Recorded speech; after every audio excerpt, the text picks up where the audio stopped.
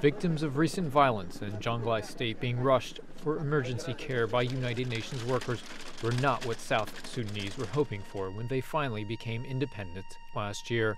Back then, the capital Juba got all spruced up for festivities, and there were parties among immigrant South Sudanese communities around the world, like here in Washington. But recent developments have not impressed Washington-based South Sudan advocate Jimmy Mullah. He points out these have also included fighting in border regions with Sudan. When the South became independent, there were a lot of expectations that the South would see a different era. But as we see, they're into tribal conflicts. There's lack of provision of services to the population, and there's general unrest in the South. And also you have the ongoing dispute between the North and the South in terms of sharing of oil revenues. And all that adds up to the challenges that the South is facing.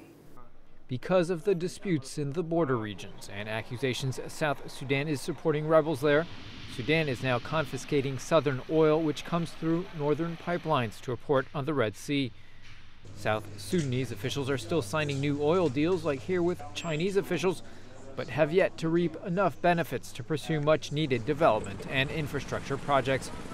Jonathan Temin from the United States Institute of Peace calls the oil situation a big mess. And it's potentially quite destabilizing because both countries are so heavily dependent on oil revenue. In South Sudan, roughly 98% of their revenue comes from oil. But if they can't get the oil to market, which they're struggling to do right now, then obviously that hurts them significantly. South Sudan's independence came after 2 decades of civil war.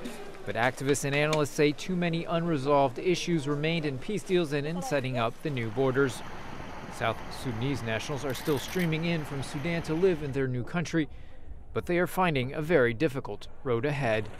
Nico Columbus, VOA News, Washington.